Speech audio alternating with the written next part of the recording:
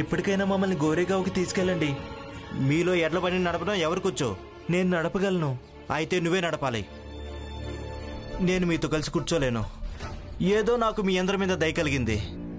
నేను నా ధర్మాన్ని కాపాడుకోవాలి కదా. ఇదిగో ఎడ్ల బండి, నువ్వు దీన్ని నడుపుకుంటూ తీసుకెళ్ళు. నేను పక్కనే నడుచుకుంటూ వచ్చేస్తాను. ఇక్కడి నుంచి గోరేగావ్కి వెళ్ళడానికి ఎంత సమయం పడుతుంది? చీకటి పడకముందే చేరుకుంటాం. ఎక్కండి, త్వరగా ఎక్కండి. భీమ్, చీకటి కాకముందే చేరుకోవాలి, అదే మంచిది.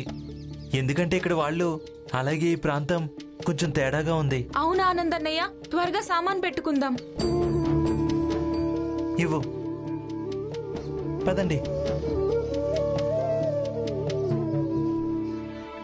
మావయ్య ఇదిగో.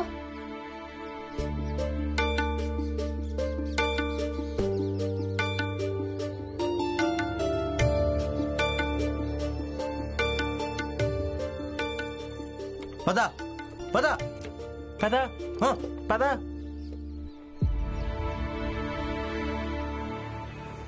ఆ బండివాడు వీళ్ళకి అబద్ధం ఎందుకు చెప్తున్నాడు?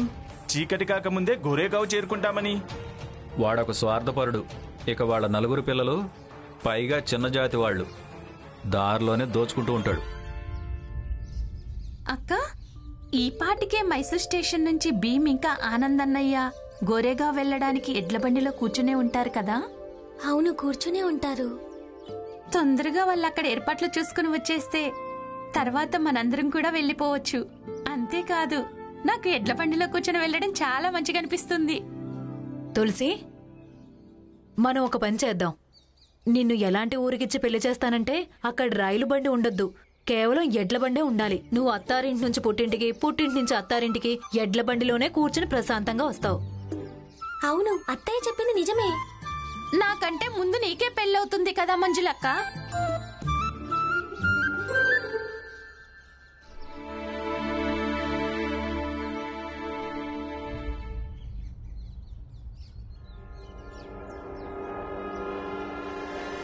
దొంగ అయితే దొంగలాగే ఉంటాడు. పద పద పద పద. ఏం చేస్తున్నారు?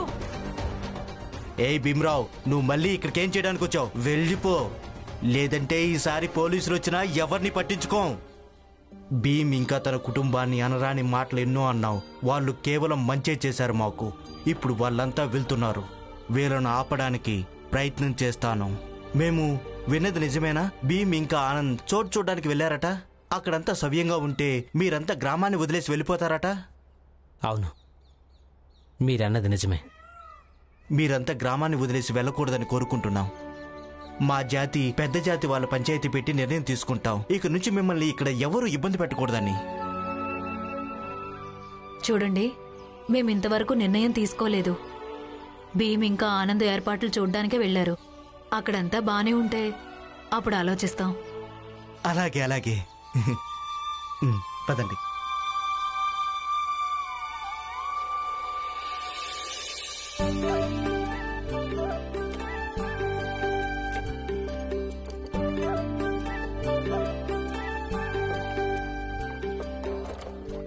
భీమయ్య, అటు చూడండి. ఆ చెట్టు అలా ఉంది వంకరగా. అది ఏం చెట్టో ఏమో. అటు చూడు ఆనంద్ మావయ్య, ఇక్కడన్నీ భిన్నంగా కనిపిస్తున్నాయి కదా? అవును.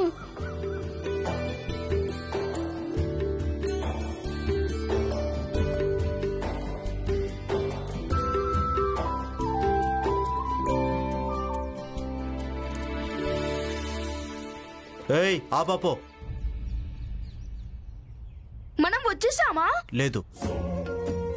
మరెందుకు ఆపమన్నారు? ఇక్కడ పక్కనే చెరువు ఉంది, అక్కడికెళ్ళి నీళ్ళు తీసుకురా. అలాగే మీ వెంట భోజనం తెచ్చుకున్నారు కదా, భోజనం చేయండి. ముందుకెళ్తే చాలా దూరం వరకు నీళ్ళు దొరకవు. నేను కూడా భోజనం చేసి వస్తాను.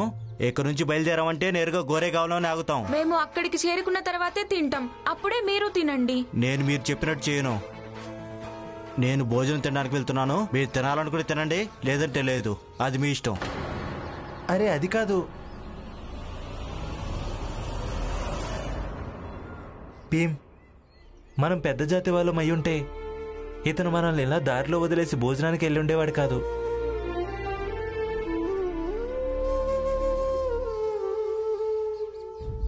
ఎలా ఉన్నారు సోదరులారా? రా జగన్నాథం, రా కూర్చో. ఏంటిది? నేను మీకోసం మిఠాయిలు కొని తీసుకొచ్చాను. అవును, ఇంతకీ నీ ఎడ్ల బండి ఎక్కడుంది? చిన్న జాతి ప్రయాణికులు కూర్చొన్నారు, వాళ్ళే నడిపి తీసుకొచ్చారు. నేను కేవలం నా ఎడ్ల బండి రక్షణ కోసం పక్కన నడుస్తూనే వచ్చాను. ఇక వాళ్ళు ఎదురు చూడని, ఇక నా మిత్రులతో నేను మాట్లాడుకోవాలి కదా.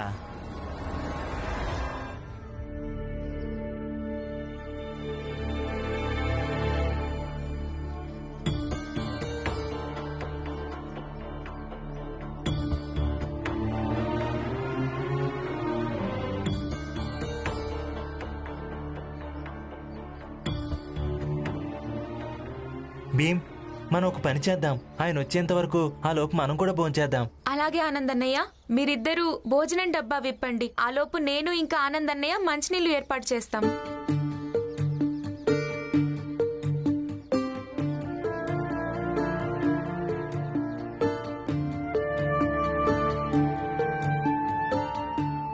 బాగుంది జగన్నాథం, బాగుంది. చాలా తీయటి లడ్డూలు తెచ్చావు. భలేగా ఉన్నాయిలే. భలేగా ఎందుకుండవు, ఇంత ఖరీదైంది కొని తెచ్చాను కదా. సరే, ఒక పని చేయండి, ముందు మంచినీళ్ళు ఇవ్వండి, ఆ తర్వాత నీళ్ళు తాగి బయలుదేరుతాను. అలాగే అలాగే, మంచినీళ్ళు ఇవ్వండి. ఇంకేంటి జగన్నాథం, అంతా క్షేమమేనా? అంతా బాగానే ఉంది సోదరా.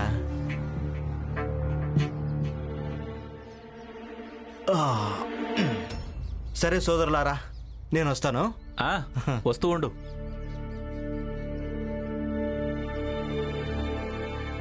భీమ్, ఆ చెరువంతా మురుగునీరే.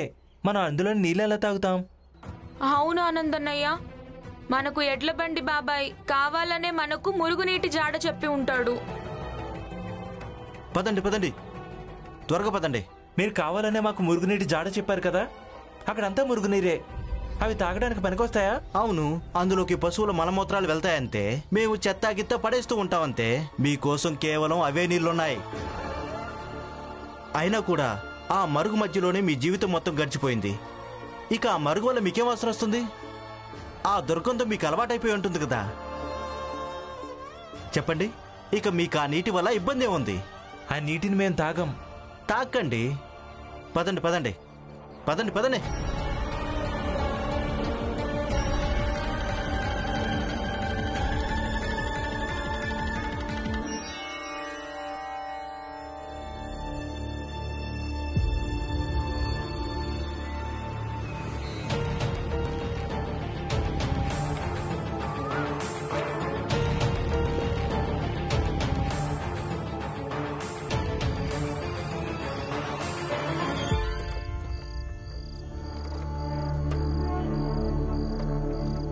ఆగండి ఆనందన్నయ్య, ఆగండి. మీరేం చెప్పారు? సాయంత్రం కావడానికి ముందే చేరుకుంటామని. ఇప్పుడు చీకటైపోయింది, రాత్రి అయిపోయింది. ఎక్కడికి చేరుకున్నాం? చెప్పండి, ఎక్కడి దాకా వచ్చాం? ఎవరైనా ఉన్నారా? ఎవరైనా ఉన్నారా? ఏమైంది? ఎవరైనా ఉన్నారా? అసలు మీరు ఎవరిని పిలుస్తున్నారు? ఎవరైనా ఉన్నారా?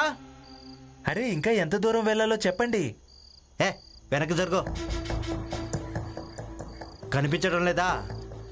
నేను 4 సార్లు పిలిచాను ఎవరైనా ఉన్నారా అని, కానీ ఎవరూ జవాబు చెప్పలేదు. అంటే దీని అర్థం ఇక్కడ ఎవరూ లేరు అని. ఎవరూ చూడలేరు. నేను మీతో పాటు ఎడ్ల బండిలో కూర్చున్నానని. ఇప్పుడు చీకటైపోయింది, నేను ప్రశాంతంగా ఎడ్ల బండిని నడిపించగలను. జరుగో, తప్పుకో. అంటే మిమ్మల్ని ఎవరూ చూడకుండా ఉంటే అప్పుడు మీ ధర్మం భ్రష్టు పట్టిపోదా? అలాగే పెద్ద చిన్న జాతి ఉంది కదా, అది కేవలం ప్రపంచానికి చూపించడానికేనా? గోరేగావ్కి చేరుకోవాలనుందా లేదా? జరుగో, త్వరగా వెనక్కి తప్పుకో, త్వరగా జరుగో.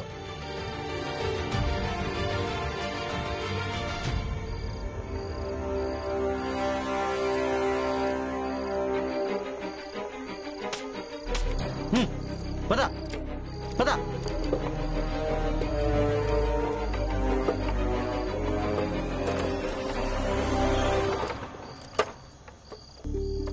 భీమయ్య, ఆకలేస్తుంది.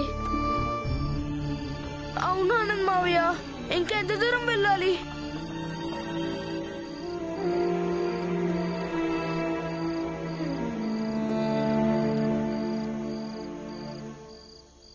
భోజనం వడ్డించాను, పదండి. రామ్జీ, చెప్పండి. రామ్జీ, మన కార్యాలయం నుండి ఏదో పని మీద సతారాకి వెళ్ళాడట. తను ఇందాక నాకేం చెప్పాడంటే అక్కడెవరో సర్వజ్ఞాని స్వామీజీ ఉన్నాడట. మీ కొడుకు భీమ్రావు ఆయన్ని అంటే భీమేదైనా మళ్ళీ కొత్త ఆపద సృష్టించాడా? తనకు ఎప్పుడూ సర్వజ్ఞాని స్వామీజీతో పెట్టుకోవడం అలవాటు అయిపోయిందండి. గొడవ కాదు, ఈసారి తను ఆయన పని అంతం చేశాడు. అంతం చేశాడు అంటే అంటే మీ కొడుకు భీమ్రావు ఆ స్వామీజీ బండారం బయట పెట్టాడు. అలాగే ఆ స్వామీజీని పోలీసులు తీసుకెళ్లారు.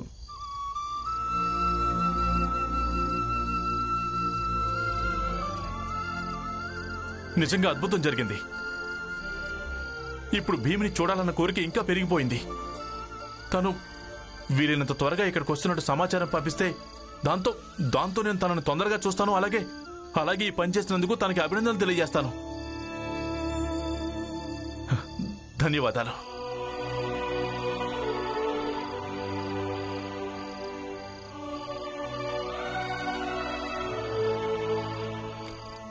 భీమావయ్య, ఆకలేస్తుంది. అవునా ఆనంద్ మావయ్య? ఇంకెంత దూరం వెళ్ళాలి?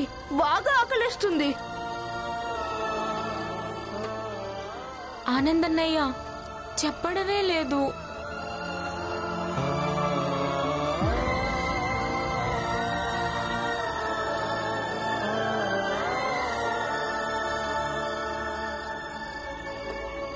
ఇతను మనల్ని ఏకాంత ప్రదేశానికి తీసుకువెళ్ళి ప్రాణాలు తీయడు కదా.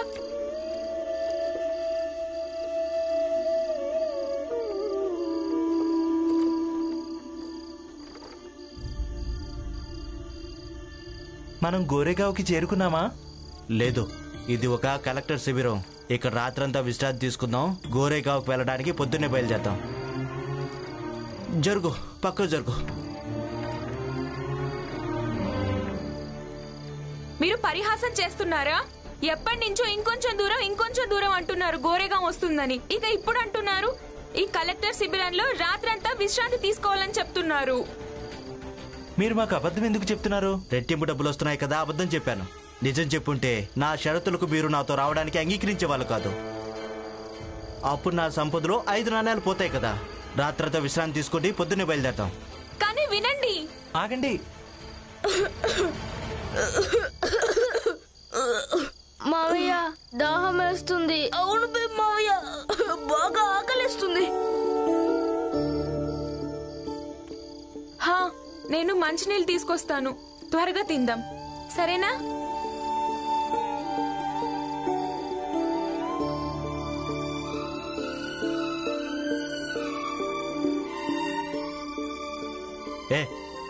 అగో, నీళ్ళు ఇవ్వడానికి ముందు జాతి ఏంటని అడుగుతాడు. ఒకవేళ నిజం చెప్పావనుకో నీళ్లు ఎప్పటికీ దొరకవు. అందుకే నువ్వు ఒక ముస్లిం అని చెప్పు. ఎవరికి తెలుసు, అదృశ్యం కలిసి వస్తుందేమో, అలాగే నీళ్లు దొరుకుతాయేమో. సరేనా?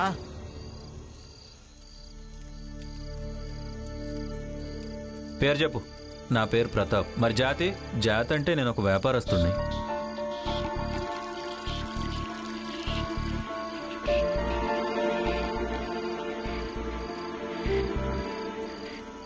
కొంచెం నీళ్ళు ఇవ్వండి. పేరు చెప్పు. భీమ్రావు. జాతి ఏంటో చెప్పు.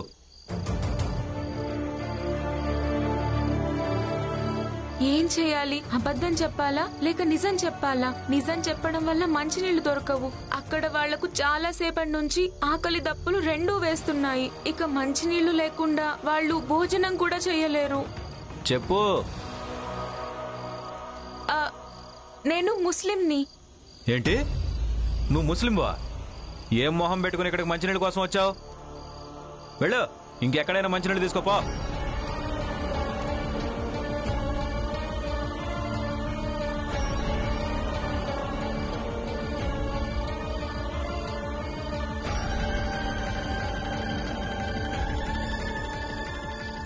మంచినీళ్ళు ఇవ్వచ్చు కదా. మేము పొద్దున్నుంచి ఏమీ తినలేదు, తాగలేదు. మంచినీళ్ళు ఇవ్వండి. ఉపకారం చేసిన వాళ్ళు అవుతారు. ఇచ్చేయండి. ఓహోహోహో, ఆకలేస్తుందా? పిల్లలు ఆకలితో ఉన్నారా? మంచినీళ్ళు కావాలా? ఇదిగో మంచినీళ్ళు తీసుకో.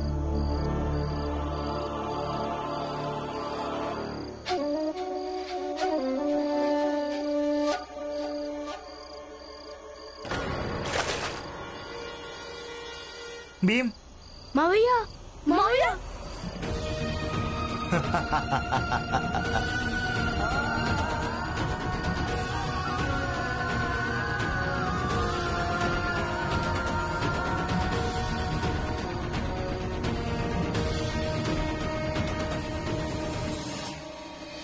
మంచినీళ్ళు దొరికాయా? వెళ్ళి ఇక్కడి నుంచే పో, ఇక్కడి నుంచే.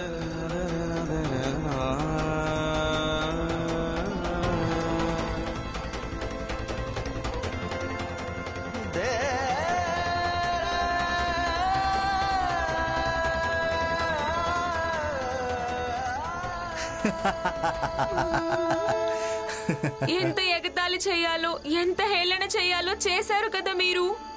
ఇక కేవలం మమ్మల్ని మా నాన్న దగ్గరికి చేర్చండి చాలు. తెల్లారికి ముందే ఎక్కడికి వెళ్ళలేం, సరేనా?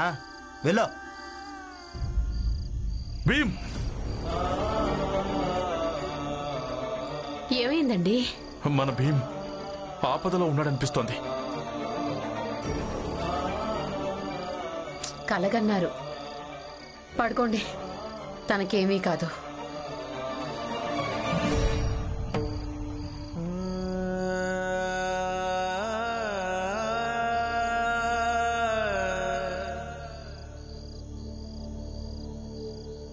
భీమవయ్య వదిలేయండి, ఈ రోజు రాత్రి తిని తాగకుండానే గడిపేద్దాం. అవును భీమవయ్య, మీరేం బాధపడకండి. లేకపోతే మరేంటి, ఒక్కరోజు మంచినీళ్ళు తాక్కుంటే మనకేం కాదు.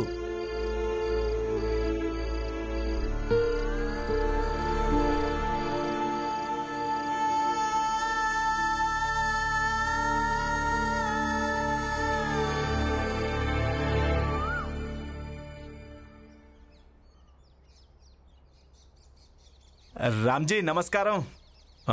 నమస్తే. అది భీమ్రావు ఉత్తరం పంపించాడు, నిన్న ఇవ్వడం మర్చిపోయాను, అందుకే ఇప్పుడు తీసుకొచ్చాను.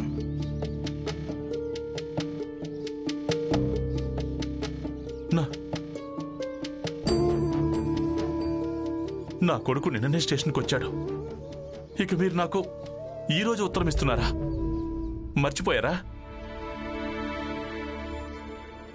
నేను స్టేషన్కి వెళ్లాల్సి ఉంటుంది.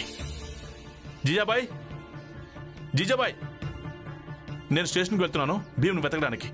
తను ఎంతవరకు ఎందుకు రాలేదే అంటూ. కానీ ఇప్పుడు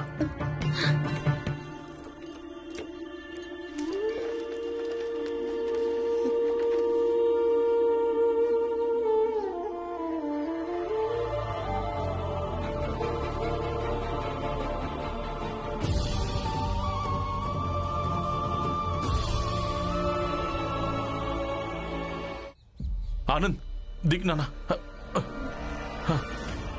బాబు భీమ్, రా నాన్న, రా రా, మెల్లిగా. నేను మంచినీళ్ళు తీసుకొస్తాను. పద బాబు.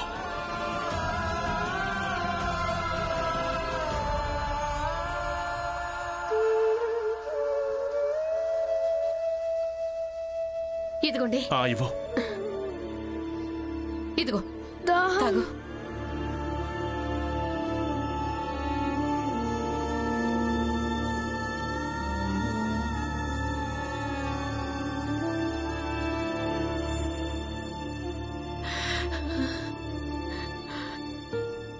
నాన్న, నిన్నటి నుంచి మేము నీళ్లు తాగలేదు, అలాగే ఏమీ తినలేదు. ఏమైంది? దారిలో ఏమైనా జరిగిందా? అసలు ఏం జరిగిందో చెప్పు.